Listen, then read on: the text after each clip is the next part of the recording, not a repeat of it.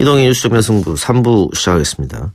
지난 10월 30일 대법원은 일제 강제 동원 피해자들이 일본 기업을 상대로 낸 손해배상 청구 소송에서 1인당 1억 원씩 배상금을 지급하라라는 판결을 내렸습니다. 판결 이후 강제징용 소송의 피해자 측 변호인들은 손해배상 의무를 갖게 된 일본 도쿄의 신일철주검 본사를 찾았지만 신일철주검 측과 면담하지 못했는데요. 일본 기업의 책임을 촉구하면서 목소리를 내온 시민단체 강제동원 문제 해결과 대일 과거 청산을 위한 공동행동의 김민철 운영위원장 모시고 이야기 나눠보겠습니다.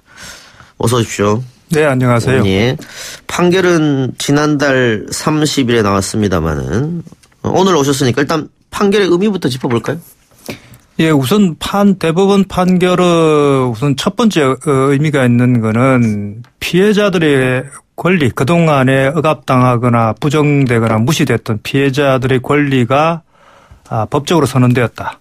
그래서 피해 배상하라는 그런 최종적인 일종의 피해 권리 구제 선언이라 할 수 있고요.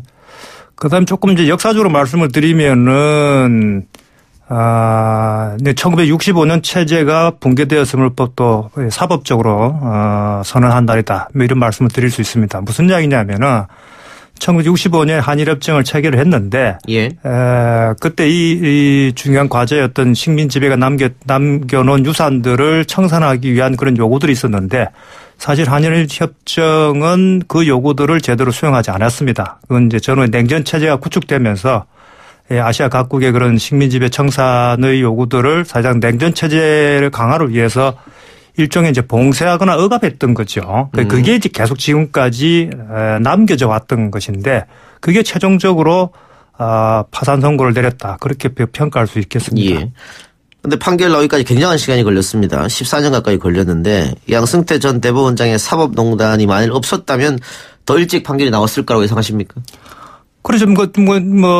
정상적이었다면은 예. 2012년 5월 24일 날 파기환송심 이후에 2013년에 다시 고등법원에서 금액을 확정해서 올렸을 때 특별한 이유가 없었으면 아마 그때 최종 확정이 판결이 나는 게 정상이었겠죠.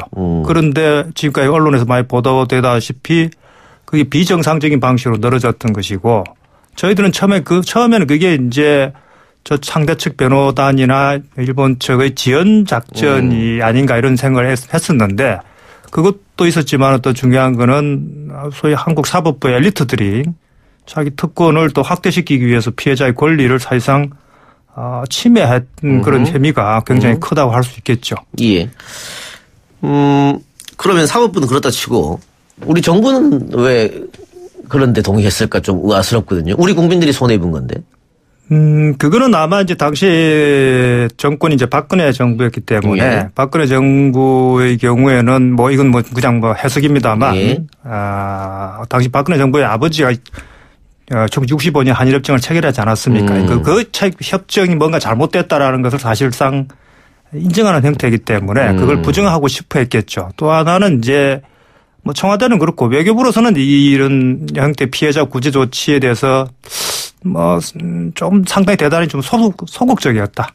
그게 한일 관계를 해친다라는 그런 논리에 많이 빠져 있었기 때문에 아마 그런 부분들을 당시 양승태 대법관이 이용하지 않았겠는가 그렇게 생각을 하고 있습니다. 예. 판결 이후에 이제 일본 다녀오셨는데 신일 철주금을 찾은 이유는 어떤 거였었죠?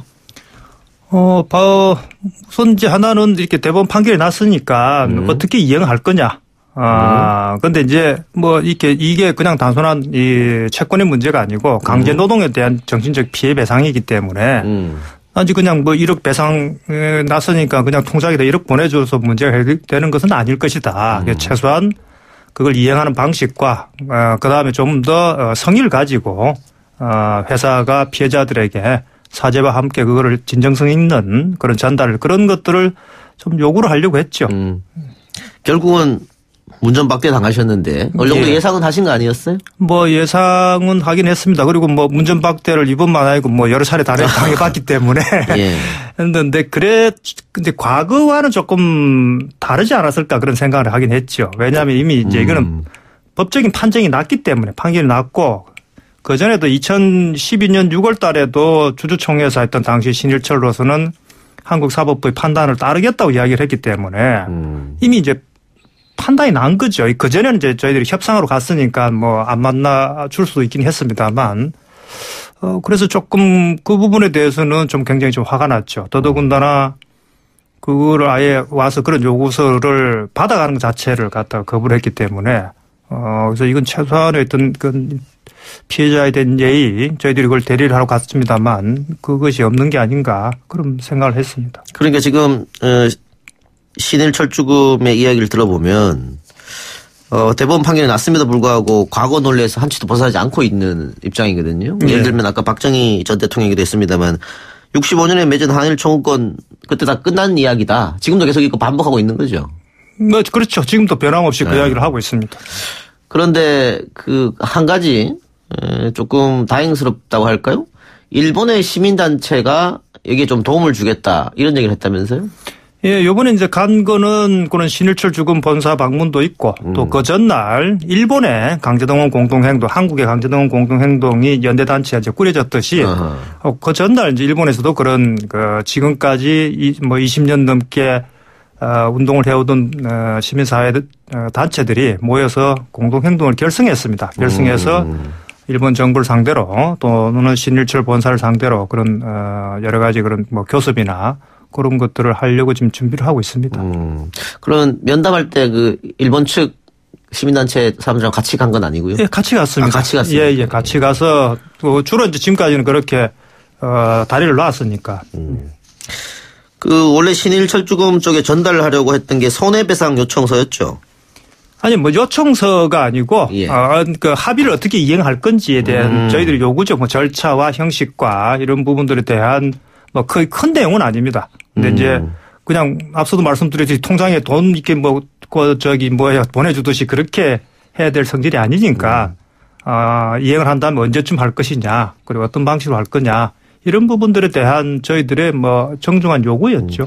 사실 그 신일철주금이 과거사 문제에 대해서 깊이 반성하고 자신들의 책임을 느낀다고 하면 실제 그 재판에서 나온 1억 원 배상이 아니고 더 많은 돈을 당연히 배상해야 될 텐데 예. 지금 보면 이 1억 원도 절대 내줄 수 없다 이런 입장인 것 같아요. 그것도 일본 정부하고 또 연계돼서 그런 주장을 하는 것 같거든요. 뭐 쉽지 않아 보입니다.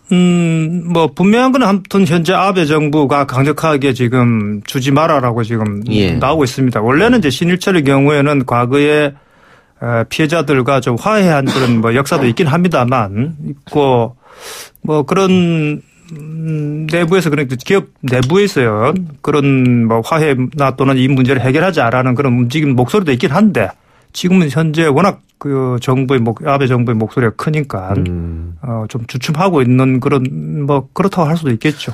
혹시 그 신일철주금 방문했을 때 예. 뭐 혐한 단체라든가 이쪽에서 반대 시위 같은 건 없었나요 혹시? 그걸 뭐 예상을 하고 정보를 좀 늦게 줬기 때문에. 아마 사전에 미리 이제 공지를 했으면은 와서 방해를 했겠죠. 근데 뭐 그다는 없었습니다. 다행스럽네요. 네, 다만 뒤에 금방 그 일본의 공동행동의 대표자가 이후에 협박 전화를 받았다고 그렇게 연락이 왔네요. 일본 우익들로부터 뭐 네가 뭐 일본인이냐 한국인이냐. 그럼 당연히 일본인이라고 이야기하지 않겠습니까? 예. 너는 일본인이 아니고 한국이니까 한국으로 가라. 뭐 이런 이제. 뭐, 그전부터도 그런 게 있었는데, 이번에 아마 조금 더 노골적으로 그런 분위기들이 만들어져 있는 것 같습니다. 예. 결국 일본이 배상금 지급을 안 한다면, 여러 가지, 가능성이 있을 텐데, 그 중에 제일 큰 가능성이 이제 재산을 압류하는 거잖아요. 예. 이게 이루어질 수 있을까요? 재산 압류가? 원래 이 소송을 시작할 때 전제가 한국 내 신일철과 관련된 신일철이 뭐 투자를 했든지 또는 관계되는 기업이 있었기 때문에 했던 거죠. 예. 그래서 그거는 뭐 언제든지 할 수 있습니다. 국제사법재판소로 가겠다. 이게 일본 정부의 방침인 것 같아요. 그건 현실적으로 아마 되지 않을 거예요. 왜냐하면은 그거는 일종의 좀 정치적인 그런 뭐 쇼라고 생각이 드는데 국제사법재판소로 가기 이전에 갈 수도 없을 뿐더러 가기 이전에 먼저 해야 될 게 한일협정, 한일청구권 협정 3조에 보면은 아무튼 이 지금 한국 대법원의 판단과 그다음 일본 대법원, 일본 최고재판소의 판단이 서로 다르지 않습니까? 예. 일본은 끝났다 그러고 한국은 끝나지 않았다라고 이야기하니까 그러면 그 3조에 그렇게 해석이 달라질 경우에 조정을 해야 되는 절차가 있습니다. 그러면 그 3국을 이제 뭐 정해서 그 3국이 어느 뭐 나라든지 두 나라도 합의를 해야 되겠죠. 예. 그래서 그러면 그 절차를 먼저 거쳐야 양쪽이 서로 해석이 다르니까 이 협정에 대한 그러면은 그걸 가지고 먼저 협의를 해야 되죠. 그거 없이 국제사법재판소를 갈 수 없을 뿐더러 그거는 뭐 글쎄 뭐 가더라도 뭐 일본이 어떤 뭐 실효성이 있을지는 제 개인적으로 굉장히 하여튼 뭐 의문입니다. 그러면 지금 일본 정부에서 얘기하는 것은 정치적 메시지일 뿐이다 이렇게 보고 있는 게 두 가지 저는 왜 저렇게 지금 극단적인 반응을 할까 두 가지 생각을 했는데 하나는 우선 일본 내 우익들을 좀 결집시키려는 그런 이제 삼으려고 하고 있는 것 같고요. 그래서 사실 언론이나 이런 걸 총동원해서 지금 그런 여론을 만들고 있는 중인데 또 일본 시민들의 경우에는 사실은 굉장히 또 무관심한 편이거든요. 그리고 전체적으로 지지율도 굉장히 낮은 편이고 근데 또 하나는 이게 이제 예컨대 뭐 필리핀이나 인도네시아나 또는 뭐 대만이나 또는 중국에서의 강제동원 피해자들이 그 전쟁 2차 대전쟁의 그런 피해자들이 한국에서 저렇게 피해 구제가 가능하네. 그것을 이제 확인하게 되면은 거기서도 이제 그런 하나의 그 손해배상 청구를 하는 움직임들이 일어날 수가 있는 거죠. 그래서 이제 그런 부분들에 대해서 아베 정권이 굉장히 좀 더 그 우려하고 있지 않는가 뭐 그런 생각을 해봅니다. 지금 일본 정부 입장은 어떻습니까? 이 강제 동원에 대해서 인정하고 있는 겁니까? 아니면 강제 동원은 없었고 자발적으로 온 것이다 이렇게 주장하고 있는 겁니까? 지금 공식적으로 아예 강제 동원, 강제 노동 자체를 지금 부정하고 있죠. 더군다나 지금 용어 자체를 바꿨는데 전에는 그냥 뭐 강제 동원, 강제 징용이란 말을 썼다가 이번에는 구조선반도 출신 노무자. 이 말은 뭐냐면은 이제 앞에 한국에서는 법적으로 강제 동원이라고 하면은 1939년에 모집 관할선 그다음에 1944년 징용까지 이 전체를 강제 동원으로 지금 규정을 하고 있습니다. 형식은 모집이지만 실제로 왜냐하면 할당을 군 단위별 할당을 줘서 데려갔으니까. 근데 이걸 이제 부정하기 위해서 구조선반도에서 그냥 돈 벌러 온 사람이다. 이렇게 이야기하고 있는 것이고 그다음에 그거는 또 하나 노리고 있는 거는 지금 ILO 국제노동기구에서 29호가 강제노동에 관한 규정인데 예. 그 29호를 위반하지 않았다라는 것을 국제사회에 말하기 위해서 지금 그런 용어 자체를 바꾸고 있는 거거든요. 그런데 1999년에 ILO가 이미 공고사항을 내렸습니다. 전시 위안부나 강제노동에 대한 피해가 있었으니까 일본 정부는 중국인 노동자나 한국인 노동자에게 빨리 구제 조치를 하라. 하고 그 지금까지 계속 그런 이야기들을 하고 있거든요. 그래서 국제사회에서도 이미 이거는 판정이 난 그 이야기다. 그렇게 설명드릴 수 있죠. 그런데 지금 일본에서는 징용 대신에 조선반도 출신 노동자라고 예. 바꿔서 사용하고 있다는 거죠. 예, 이제 그렇게 지금 이제 여론을 이제 만들고 있는 중이죠. 네, 진짜 안타깝네요.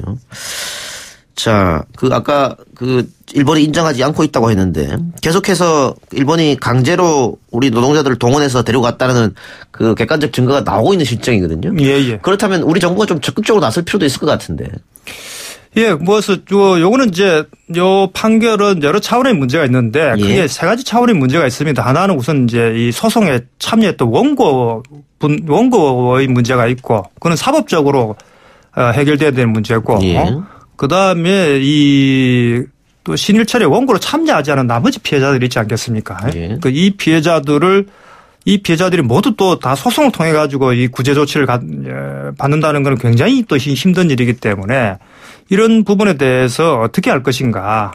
정부 차원에서 좀 여러 가지 노력들이 필요하죠. 그래서 뭐 여러 가지 그동안 많은 주문들을 했습니다. 예를 들면은 우선 일본의 유조은행에 있는 그 한국인 노동자들의 통장을 빨리 가져와라. 그건 유족 입장에서 저 아버지의 있던 유품이기도 하고 또 한국으로서 당연히 받아야 될 그런 기본적인 자료이기도 하고 또 일본에 흩어져 있는 유골 문제도 마찬가지고 그런 노력들을 좀 적극적으로 할 필요가 있죠.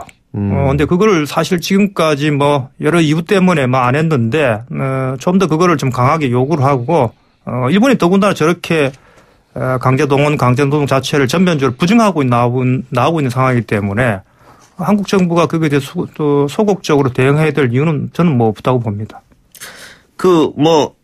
이 강제동원 문제는 우리만 겪고 있는 문제는 아니고요. 예. 중국, 필리핀 다 마찬가지겠습니다만은 북한도 똑같이 겪었지 않습니까? 예, 예. 그래서 이 문제를 남북 공동이 함께 대응하는 건 어떨까?